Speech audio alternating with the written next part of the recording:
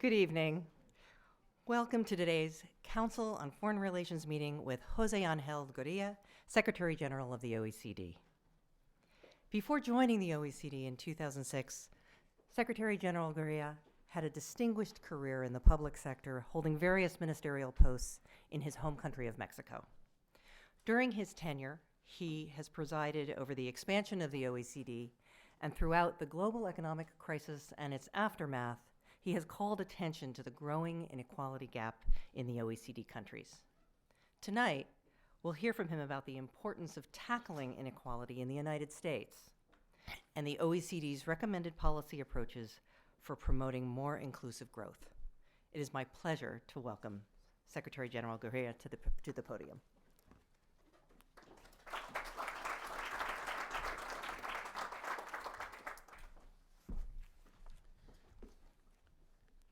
Thank you so much, and thank you for the invitation, the opportunity to share with you. This is about one of the most pressing challenges of our times, rising inequalities. And thank you to many good friends and friends that have been sharing over the years in many struggles. So delighted that you're here. Many classics now. By now, it's now the need to tackle inequalities have been at the top of the OECD agenda for years now. In 2008, we launched a first wake-up call, a study called "Growing Unequal." That had a question mark. Unfortunately, 3 years later, we eliminated the question mark because it became obvious that the pattern was firming up, if anything, that inequalities were growing. And then we produced something called Divided We Stand, and the subtitle was Why Inequalities Keep Rising. Unfortunately, as I said, the question mark was gone. It was confirmed. And you know, the evidence in these studies speaks for itself. Inequality had been rising in nearly all OECD countries during the last decades. And that's before the crisis. But nothing like a good crisis to exacerbate inequalities. And we've had as good as it gets when it comes to crisis. And therefore, the first 3 years of the crisis accelerated inequalities more than the 12 years before that. So clearly, and now we've only cut our evidence to 2011, is it, Stefano? Stefano is the one who directed these reports. So that means we're waiting to move our evidence to 2013, 2014, where we unfortunately are probably going to confirm that this keeps growing, that these distances become larger. Now, we've been sounding this alarm in different form, referring to inequality as the ultimate social time bomb. Now, all these concerns were confirmed by President Obama last December, and then again in the State of the Union address in January 2014. Many institutions are now producing a plethora of studies and warnings. I'm being told that the latest one, that the IMF is now writing on inequalities, which is great. The fact that this is caught on, that now everybody's focusing on this. It's therefore a great opportunity for me to share with you today the OECD's views on the threat that inequality is posing to this great nation, not just overall, not just across the countries of the OECD itself, but basically to all the countries in the world, yes, but to this one, where people think that everything is growth and prosperity and the land of opportunity, etc. We'll talk about that. This has always been the land of opportunity, the American dream, and the land where you could make it to the top, no matter who you were, no matter where you came from. The land where you could realize your dreams, and as long as you studied and or worked hard enough, you could make it. The land where each generation could grow, being sure to have a better life than their parents, and that their children would have a better life than them. Now, over the past decades, lower wage workers in America have been working harder and harder. This is documented in the paper that you just got, the brochure you just got. Now, normally when you say work harder and longer, it means you get more remuneration, more income.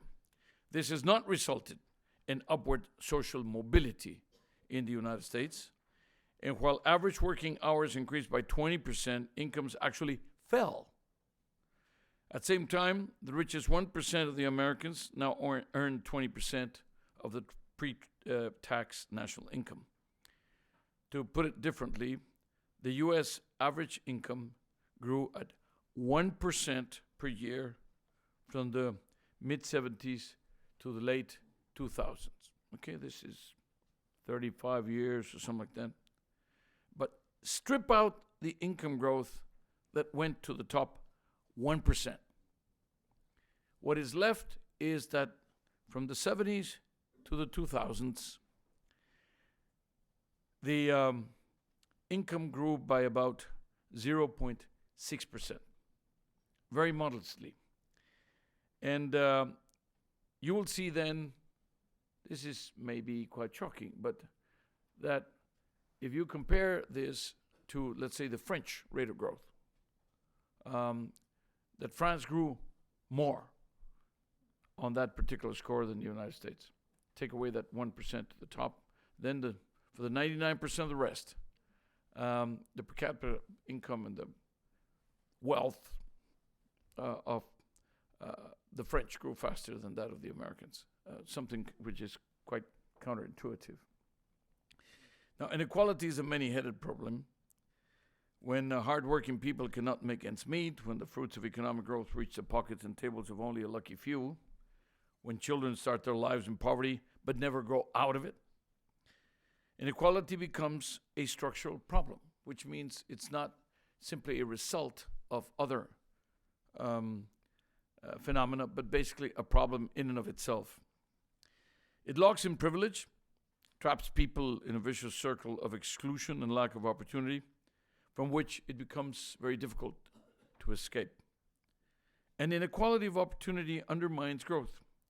It prevents societies from making the best use of their resources and talent base. This is why inclusive growth is the better alternative. Precisely tomorrow, we're going to be addressing this issue at a workshop the OECD is jointly organizing with the Ford Foundation. And it's called Changing the Conversation on Growth, Going Inclusive. Now, in this workshop, we'll discuss the multifaceted nature of inequality, which goes far beyond the distribution of income, and the policies that need to be put in place to improve the distribution of opportunities and the distribution of outcomes, not just of income.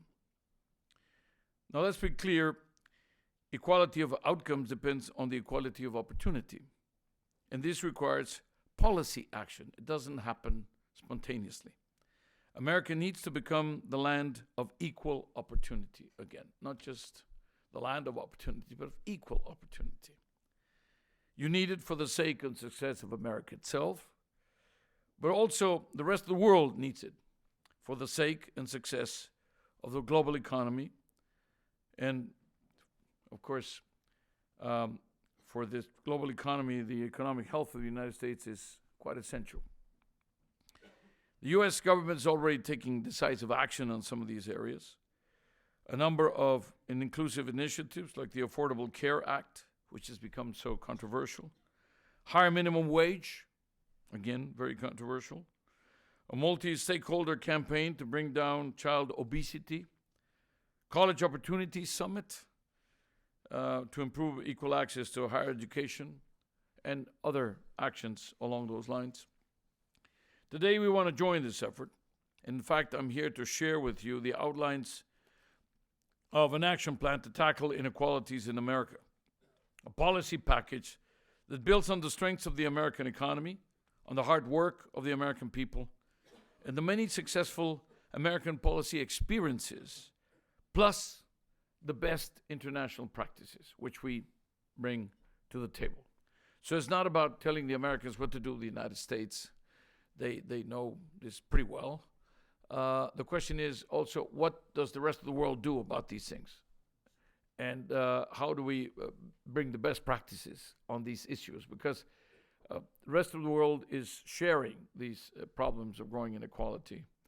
Now, the package that we are proposing provides some of what the President of the United States termed the ladders of opportunity. And we intend to propose this package to the U.S. government to work together to promote more inclusive growth and reduce inequalities in the United States. The plan includes things like, one, job opportunities through better education and skills. Now, again, it may be intuitive, but what we bring is also a very well documented set of challenges. The first imperative to reduce inequalities is to empower the people through better education and better skills. It's not just education. The performance of American students in the latest PISA evaluation reflected, and I quote Secretary Duncan, a picture of educational stagnation. And it means fundamentally that the scores have not moved in 10 years. This needs, and also that you spend 2 to 3 times more per student, and that you get the same scores as Slovakia. You know, nothing wrong with Slovakia, but if you spend 2 or 3 times more than them, you should do a little better. The skills of our workforce is another key element, and they need to be upgraded throughout their working life. Our 2013 survey of adult skills, it's not just about PISA. This is PISA for the 15-year-olds. We're now talking about the survey of adult skills, found huge disparities in the literacy, the numeracy, the problem-solving competences of American workers. So you have, let's say, average performance with the young people, and then less than satisfactory performance with the workers and their skills in terms of the adequacy vis-a-vis how well they match the demands. Second, design effective policies to boost job creation. That means returning to strong, sustainable growth, means mobilizing all available talent, all hands on deck, as you would say on a ship. Efforts to bring everyone back to work, especially the most vulnerable. Labor market participation is edging down towards 60%, compared to levels of 63% before the crisis. OECD countries spent 4 times as much on average. Listen to this. OECD countries spent 4 times as much as the United States to get people back to work. Obviously, this is all proportional to each country's economy, not in absolute terms, but it means the effort in the average of the OECD is 4 times that of the United States of getting people back to work. Countries like Australia and Denmark have very interesting experiences to share on getting people back to work. Now, the third item is improving the tax and the benefit system.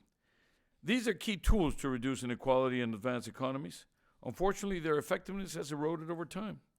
When comparing market and disposable income, we see that on average, taxes and transfers reduce income inequality among the working age population in the OECD by about 26%, in France and Germany by upwards of 30%. In the United States, it scratches the 20% level. That means, again, these are the traditional tools. They don't work as effectively in the US. We're not advocating for higher taxes here. We are proposing to rationalize the tax system. The US has increased efforts to improve tax compliance, and other measures should be taken to review the tax deductions, which benefit primarily those that are better off.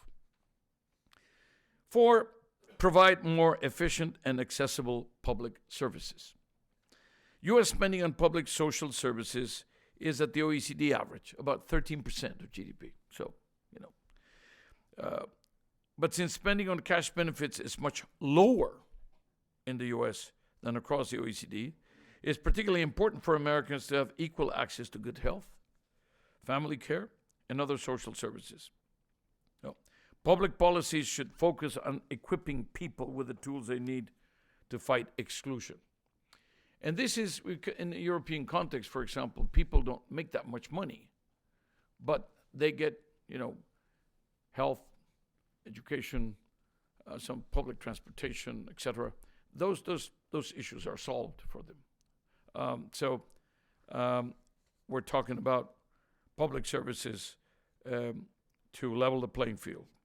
The experiences of different OECD countries reveal that combined action on these 4 tracks can boost our efforts to promote inclusiveness and reduce inequalities of outcomes.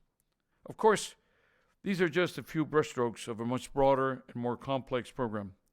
The OECD stands ready to work with the US government to make these things happen. Now, friends, America has been engaged in a constant and exemplary struggle for equality. This is part of the DNA of what has made this country great. And this is the foundation of the great things this nation has achieved.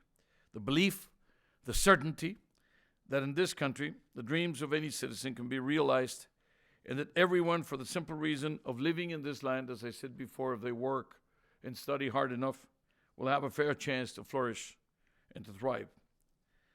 But the numbers are telling us that this is no longer the case. That this system, which you have built over the years, is actually in jeopardy. The evidence tells us that the levels of inequality are becoming an impediment for further progress in the United States, and that action is needed in many fronts to make America, once more, this land, I insist, of equal opportunities.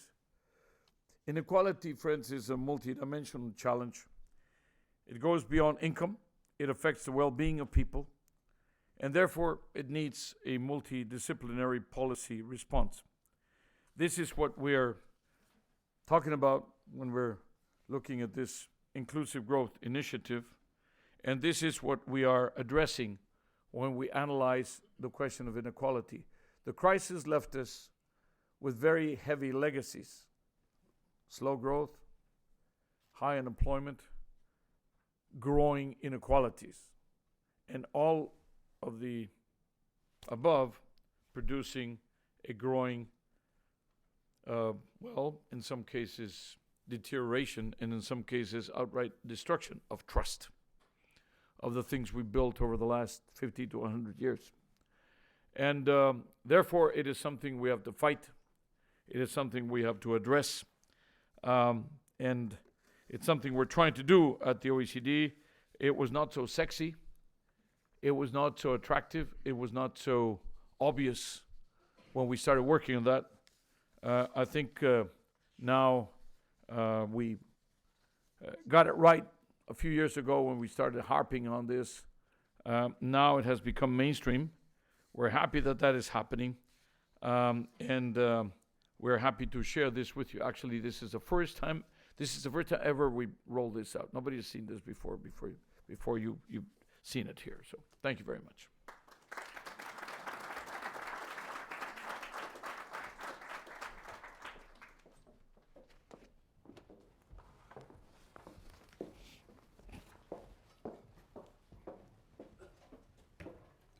Secretary General, thank you so much for harping on this issue as you have over the last several years, and really for sounding this alarm. But I wonder if we could just maybe play out a scenario, not as pleasant a scenario. If we don't heed this alarm, what does the United States look like down the road? Do we look like India with a few vastly wealthy people and millions of people living in poverty? What is the picture? No, you won't look like India. I think what you will have is growing pockets of very dissatisfied people. And the problem with inequality is that it breeds a cynicism. It breeds, thick skin, where people don't believe, that they don't believe in anything. The president, the ministers, the political parties, they don't believe in multinationals. They don't believe in the banking system. They don't believe in in the Congress. They don't believe in, in anything. And then it becomes much more difficult to make things happen through legislation, regulation, codes, etc. Because people have to adapt and adopt and own these changes. And if they are so cynical and so aloof and removed, everybody is kind of, fighting for their own, and they don't have any sense of community. This is one very bad consequence. The other bad consequence is that if you look at some of the reasons for this cynicism or this inequality, in some cases you have corruption, in some cases you have the fact that no level playing field in terms of taxes, for example. Who pays the taxes? Well, the middle class pay the taxes, small and medium enterprise pay the taxes, multinationals don't pay the taxes. We're now embarked in a large campaign at the OECD. I just came back from Sydney the day before yesterday, where the G20 confirmed the mandate we have to look hard at individual taxation obligations, kind of nowhere to hide type of mandate, but also that to change, that's enforcing the law on individuals, but on multinationals, actually changing the laws so that multinationals can actually pay. Right now they don't pay, but it's legal not to. But when the head of Google or the head of IBM or the head of Apple or the head of Starbucks goes and testifies in the parliament or in Congress here and says, I understand my duty as head of this multinational company as paying as little taxes as I can and ideally no taxes if I can. And then people who are making it very difficult to make ends meet and with growing unemployment and suddenly they hear this, again, you get this frustration. So it is about a growing disaffected class, millions and millions becoming completely adrift. And then you will get, of course, more and more resistance, more reactions. No, it's not going to look like India, but you are going to find more and more that people are going to be using their own means to defend themselves against what they see as a system that does not take care of them. There's this growing perception that all these institutions we've produced over 100 years, including our democracy, don't work for us, are not capable of addressing my problems. And this is, again, this will erode all the things that we built and we believe. A very eloquent picture of what unchecked inequality would have as an impact domestically. But the U.S. has such a tremendous role as a key driver of the global economy. What's the impact on the global economy of this growing inequality gap here in the U.S.? Well, first of all, let's look at the broader, picture. This translates into the increased polarization that you're seeing in the politics, on the political process. In here, in the United States, traditionally very vibrant, very flexible economy, very open, but what is happening? Well, you can't agree on the time of the day. Fortunately, we've already gotten through the debt ceiling this time around with not this, the same rather difficult, the almost unimaginable discussion that we had the first time around, or the first and second time around, or first, second, and third time, etc. But now I think what there is a very increased polarization, because you really are looking at, increasingly haves and have-nots. And the numbers are brutal about this. I them, but in the last what is it, 30 years, Stefano? 10%, the lower 10% has dropped their revenue, their real income, by about 15%, or thereabouts in that period, the 10 to 15%. The 1% at the top has accumulated about more than 47% of the increase in income. So what has happened? Well, obviously, the distances are getting much larger. And this is reflected in the type of discussions that you have in Congress, the type of discussions that you have everywhere when you have these public debates. And of course, it is not leading to consensus. Basically, you haven't had a lot of progress on practically any substantive legislation that would improve the situation here, whether it's migration, whether it's healthcare, whether it is climate change. It's just these things don't move because there's this polarization. Now, if the United States cannot agree on some of the fundamentals, the problem is the impact is felt all over the world. The uncertainty is felt all over the world because of not only of the size of the U.S. economy, but also of the traditional leadership which the United States has had over events in the world. So I would be remiss as the CEO of Women's World Banking not to ask this question. So I'm curious, is there a gender dimension to the inequality gap? And do any of the policy approaches that the OECD recommends have a gender aspect to them? We just launched a gender initiative, and it was called the 3 E's, employment, education, or rather education, employment, entrepreneurship, the 3 E's. And basically with differences, depending on the countries. We find women are the most underutilized economic asset that we have. And that applies both in the OECD countries as well as in developing countries. So for those of you who are in the trenches, helping to reduce these gaps, this is critical. And this is a moral issue, this is an ethical issue, but it's a very, very important economic issue. Women are more and more given the chance to be educated. They do the same or better than the boys and the men in their performance. They are cut off from opportunities, especially when they have children. There's a very high cost that we impose on them to return to the jobs, to the markets. We don't give them credit for the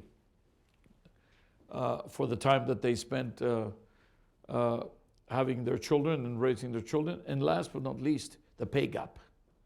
And you're talking here, it's not just about, some country in Asia or some country in Latin America, whatever.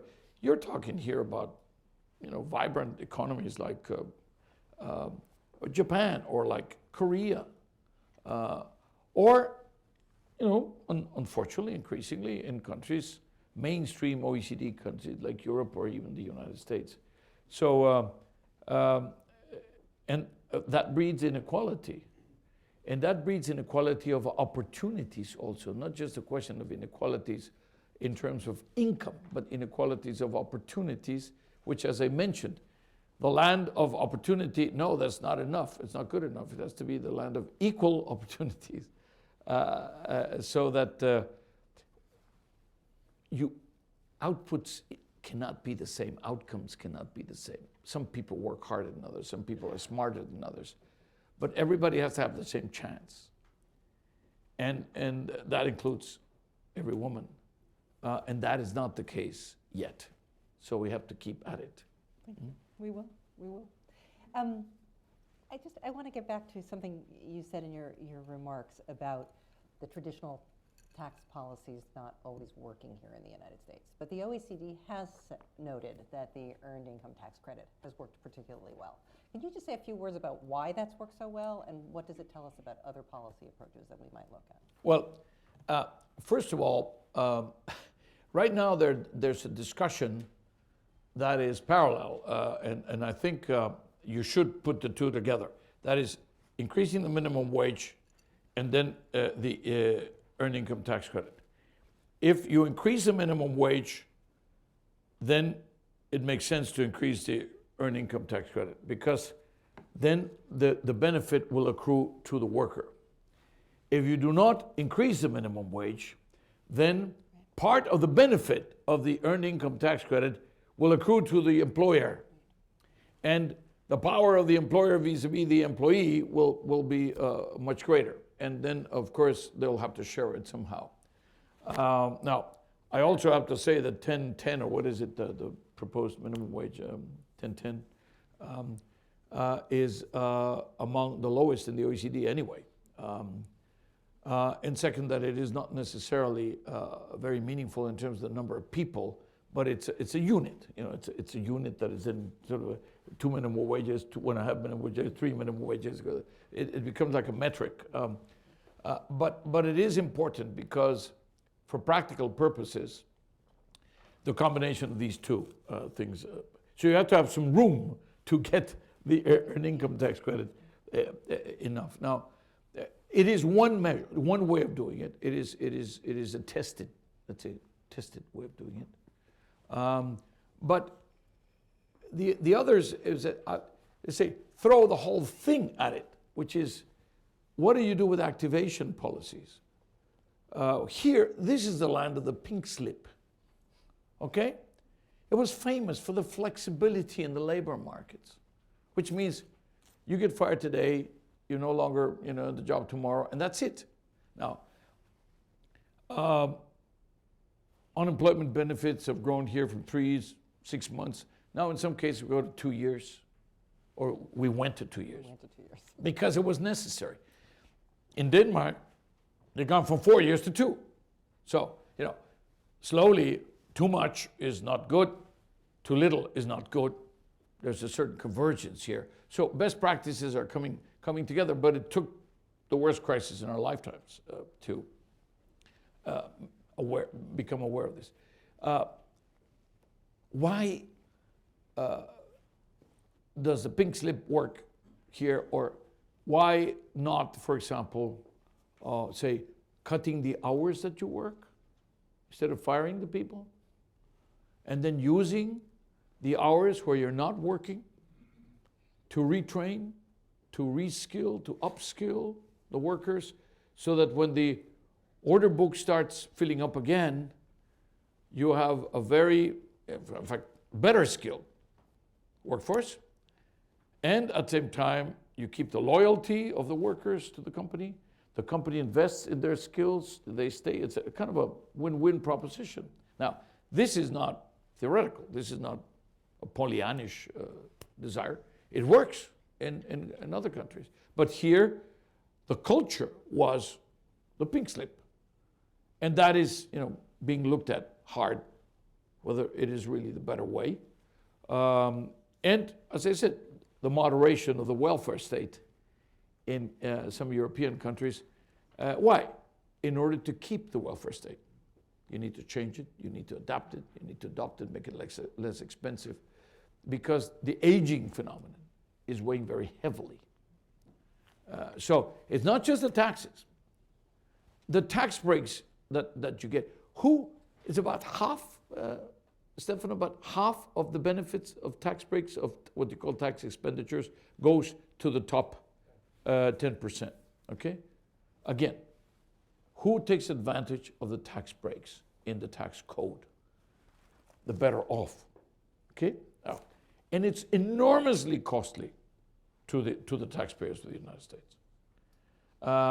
So, again, we have to go back and take a hard look at these issues.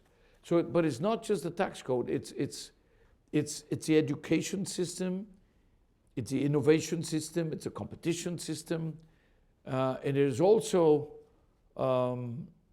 as you suggested with the women, but there's also about the elderly or the young. This crisis has been about young, male, low-skilled, mostly, that have been very, very hard hit. The elderly have performed better, and the women, that depends on the countries.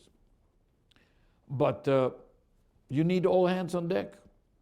Why? Because the combination of keeping up the growth and the productivity and at the same time pushing back the aging requires that if we're going to work longer, that we, that if we're going to live longer, that we work longer. Otherwise, it doesn't add up. The numbers don't add up. And this is why I was saying it's not just a question about income. Public services, for example. Yes, everybody has access to the school, but do you have the same access to the same quality, to the same extent, with 15,000 school districts in the United States, very decentralized? No, the answer is no. So again, you have to take a hard look at that. When we first rolled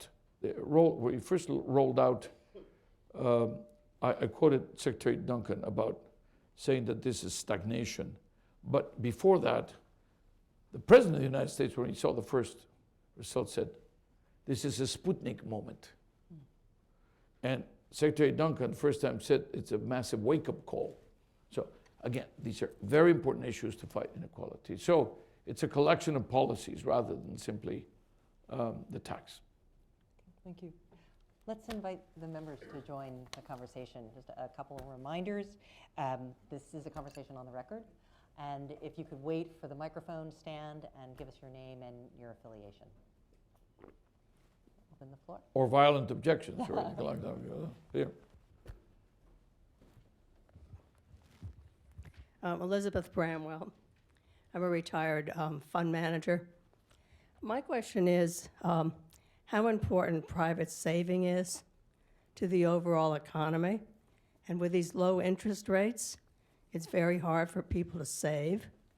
Generally, I think people think saving is a good idea, but it's very hard to save to start a business, create something in your garage. And the people who have benefited from these low rates have really been people who've been big enough, to arbitrage currencies and so forth. I don't think it's trickled down to the general public.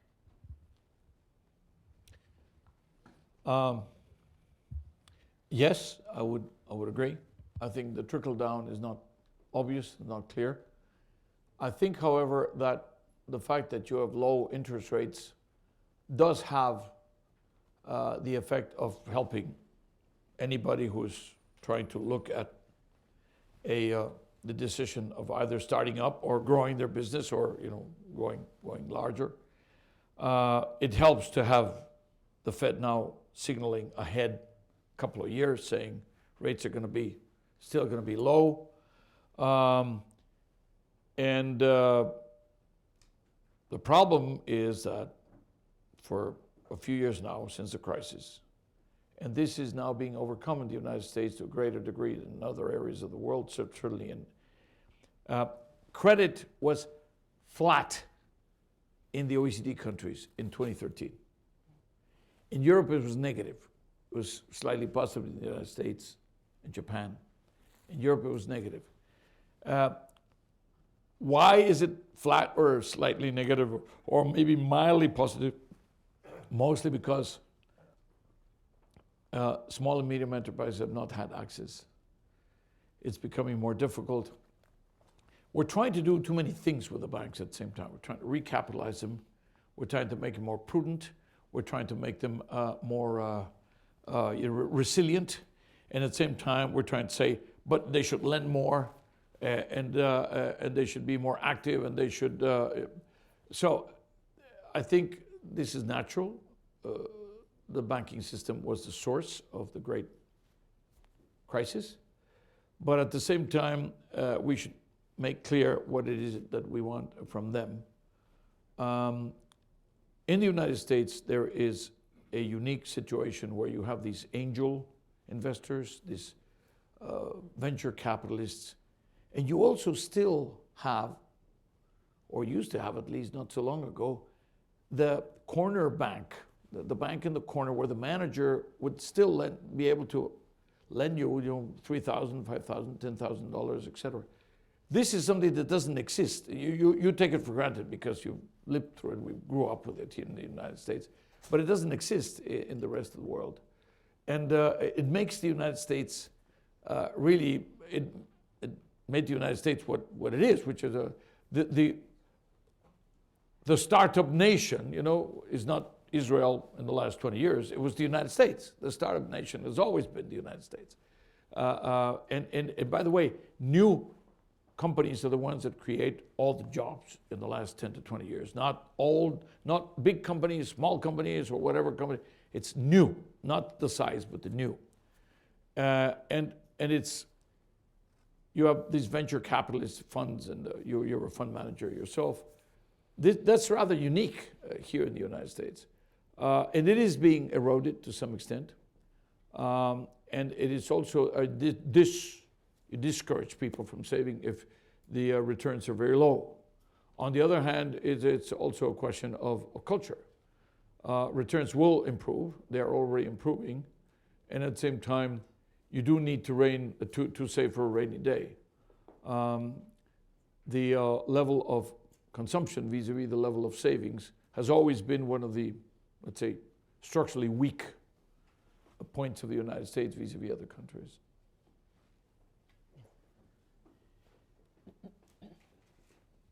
Thank you very much, Mahesh Kotecha. Very nice to see you, Angel. My question is a political one.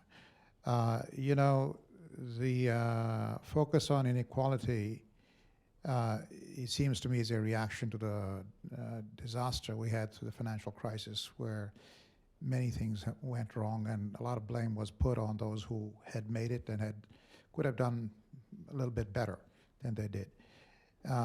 But there was a theory that the magic of the marketplace, to use a phrase that was used in the past, that this creates wealth, it creates income, and it then distributes. So in order to create change through the gridlock we have, there are people who believe this still. What is the case to be made that a shift to distribution or to greater attention to inequality will not sacrifice the goose that laid the golden egg? I think it was always the case that markets create opportunities, and it continues to be the case that markets create opportunities. The only question is, you got to give the markets a bit of a hand, because there are a number of citizens in our midst that, because of their background, because they did not have the same opportunities, are more vulnerable. And it is part of the mandate, of the implicit mandate of any democracy, that first and foremost, it has to take care of those, because they are not able to take care of themselves to the same extent as the better off. So it is in the design of any policy, of capitalism, we want to call it, I'd call it market economy, fine. Open markets, open investment regimes, floating exchange rates, independent central banks. Let's fight protectionism with all we've got. And all kinds of protectionism, trade protectionism, investment protectionism, foreign exchange protectionism, new types of protectionism, But, and go structural, okay? You run out of room on the monetary policy side, interest rates that are zero everywhere, you can't go lower than that. You run out of room on the fiscal policy side, because after all, we're now reducing the deficits. We're now consolidating, economists call it fiscal consolidation, which means you're bringing down the deficits, you're bringing down the accumulated debt. But the problem is, no matter how tight your budget is, you also have to be very, very aware that there is a big overhang, that the millions and millions of victims of the crisis itself. Today in the OECD, and I say the OECD because these are the better off countries in the world, there are 15 million more unemployed than before the crisis. Okay? And this is the United States, the whole of Europe, Japan, and some emerging economies like Mexico, Chile, or whatever. 15 million more just in those countries. So, what about those 15 million more? What about those in the United States? Well, if eventually you started extending the benefits. So it's not about saying, again, the outcomes are different. The opportunities, however, have to be more equal, and at the same time, you have to administer and you have to provide for those that are more vulnerable. We say in the OECD, after you've exhausted most of the monetary policy and the fiscal policy room, we say go structural, which means, good old-fashioned education, innovation, competition, taxes, dealing with infrastructure, flexible labor market, flexible product markets, what have you. But you also say go social, precisely to deal with the impact of the crisis on the most vulnerable. We also say go green, and we say go green because we are on a collision course with nature, and we have to change course if we want to avoid this collision. This is an intergenerational responsibility we have to face. And we also say go institutional because the crisis changed many things. One of them is that we have to take a very hard look at the institutions we built in the quote normality. These things have changed, and we have to face a new normal and fight the new normal. We have projected now, Mahesh, for example, that we are going to have a very mediocre, undesirable growth pattern in the OECD for the next 10, 20, 30 years. It's not for the next 18 months. If we do not inject hard and heavy structural change measures. Actually, we just came back, as I told you a moment ago, just came back from Sydney, where the G20 decided that they were going to go for a 2% accumulated growth, additional growth, over the baseline scenarios of each country. Just 2% over the next 5 years. That means 0.3, 0.4% more per year, okay? On average, accumulated. By virtue of doing what? Education, innovation, labor markets, etc. Why? Because they all ran out of room for the other instruments. So I don't think that it's a question of saying everybody has to be equal, everybody.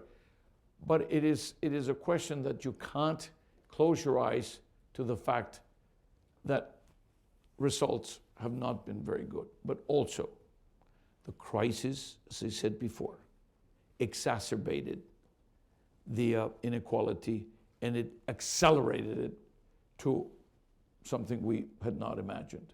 And therefore, it is one of the results of the crisis. We have to address inequality.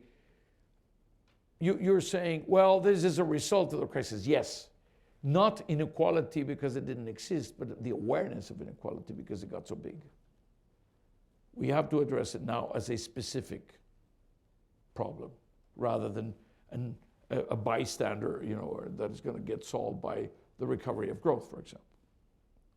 We have had jobless recoveries in the past, and now, of course, we have to avoid that. Rachel. Thanks.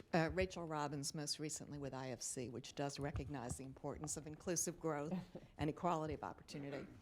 My question is, you talked about the importance not just of education, but of skills training that leads to employment, and you also talked about the low-skilled, and they're not going to be innovating so much. And with a decline in manufacturing and technology reducing a lot of low-skilled opportunities, what are the skills and what are the jobs that and what are the policy implications to address, that the U.S. should be addressing to take care of these low-skilled people, whether they're the young or aging out of manufacturing? Well, first of all, what you have is a very dramatic change in your, I mean, when I say we, I mean people, not you, but people are my generation. We grew up waiting for the moment where we run out of fossil fuel energy. And we were accelerating every single alternative, including nuclear, in order to wait for the moment when we run out of oil, run out of gas.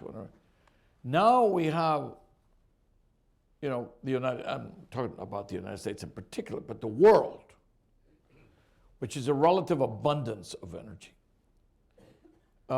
We have an outlook which is dramatic. In the Middle East, okay? Israel now, the potential of becoming an exporter of energy. Certainly self-sufficient in energy because of the gas. Iraq being able to perhaps become the new Saudi Arabia. With Venezuela, eventually with things calming down and getting better organized, but an enormous amount of. So what you have now is, Mexico itself, new discoveries, Brazil, whatever. What you have now is a very great abundance of fossil fuels, a great availability. The type of industries, the type of manufacturing in particular, are obviously going to be related to the cost of the inputs. And now you have a very cheap competitive input. A lot of the input of manufacturing is going to come back to the United States because of that availability, vis-a-vis Europe or vis-a-vis Asia even. Second, when you require talent and skills, this is a challenge because in our skills analysis, you come out pretty flat in terms of how much your skills have improved in order to match the demand in the market. Between the cohorts that are leaving the markets today and the cohorts that are joining the markets today, the 16 to 24-year-olds that are joining the markets, and the 64 or 65 that are leaving the market. That means a 40-year difference, more or less. Some countries like Korea, let's say, the worst cohorts leaving the markets in terms of how prepared they were for the demands. The best in the world coming in. United States, UK, pretty flat in terms of, 40 years. So the adequacy of the literacy, the numeracy requirements vis-a-vis what is demanded has not changed very much. Again, these are yes, massive wake-up calls. I use Secretary Duncan's comments because if you are, as is the case, condemned to become more and more a knowledge society and to be more knowledge-based in terms of your infrastructure, productive infrastructure, if you're going to be adding more and more value added rather than necessarily labor, you need to improve on these inputs into the process here, because if you don't, other people will be taking the value added. So I think the United States have something which is an advantage, though. Even though it may not have the most skilled labor, the system here gets the best out of people, or the most out of people, in terms of, even if you're not very skilled, but you really put it all on the line. It's a very competitive system. In other countries like Japan or like Korea, etc., it's more regimented, and therefore, and it's more supposed to be a team spirit and a team. Here you reward initiative, you reward individual departures from the norm. And that is something which, even though the skills may not have improved very much over time, still keeps producing. But there's a limit to that, because the skills really have to be upgraded and updated. You have the best university system, but it's not just, for example, you would be surprised to know that, for example, Germany has one of the lowest levels of people with university diplomas or tertiary education. But they are a powerhouse of export and productivity in terms of manufacturers. Would you be surprised to know that Germany itself has a very, very low productivity in the services? What happens when you inevitably migrate towards more services and more knowledge-based economy? Well, if you do not have the same competitiveness and productivity in your services as you have in your manufacturing, you're going to lose. So now that was a big wake-up call for them. And now they're worried about that, and they're upgrading their skills on that. I use that as an example for the case of the United States. And it is not something that you build overnight. You build it over, a generation. Because it takes a generation, then we should start as soon as possible. I think we have time for one more question, yes, and then we'll have to conclude. Thank you. Ronna Goldberg with the U.S. Council for International Business. Mr. Secretary General, you've touched on this implicitly in several of your responses, but I wonder if you could talk explicitly and reflect on the role of technology in growing inequality, and also in the pros and cons, the disappearance of many jobs that have traditionally been associated with the middle class, and the potential for new jobs or new careers or a new middle class, and what we need to do in order to harness that technology. I think that it's not a question of adopting technology or not. It's like saying, do I adopt globalization or not? You can't, do I adopt the internet? Well, you may live without it, but you're going to live a pretty isolated existence. The question of what you would call the job destruction part of technology, I'd say, is part of the secular trend, where businesses and jobs are destroyed, literally, by scientific and technological evolution, and which happens every day, all the time. It's happened for hundreds of years. It is being more apparent, and it's accelerating. And that is perhaps why we are more aware of it. And second, because it's catching us at a moment when we're still destroying jobs. In the euro area, unemployment is still growing. In the United States, you're already coming down to 6.6 or whatever. But among other things, participation is lower, and therefore sometimes the numbers are a little difficult to translate. But you can't stop the progress of technology. It's going to happen. And therefore the question is, how do you best use it? And the key to that is, to what extent can you today educate, re-educate, as I said, reskill, upskill, whatever, the people who are already on the job? Well, to some extent. But clearly the focus has to be on the people who are coming in. And that starts in the schools. And, in preschool and school, secondary, high school, tertiary education, etc. The pertinence the relevance of what you are taught is of absolutely critical importance, because you have many countries where you have a lot of graduates, and they can only use their titles, to cover themselves from the rain, and it's not very, it leads to a very great frustration, because of course you were offered that if you went to the university 1, 2, 3 years more, you'd get a better break. Now, so this is a very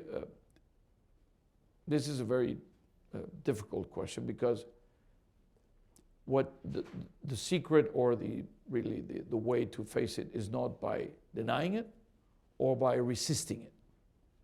It's by embracing it enthusiastically and then using it in order to create the new skills and make jobs more portable, increase the employability of your labor force, rather than the number of jobs necessarily, and also wait for growth to pick up. I have to say, the situation today has been very, very difficult. We liberalized the job markets at a time when there was a big recession, and therefore unemployment grew, which was an outcome we were not seeking. But it is perhaps one of the most difficult challenges, this one, about technology. But I'd say that the only thing we know is that you just embrace it, take it. It's inevitable, and go for it based precisely on technology itself. Technology also opens opportunities. Technology will bring new possibilities that today perhaps we're not fully aware of. At least that feels like a hopeful moment to conclude this evening on. Secretary General, thank you so much for being with us, and thank you all for coming.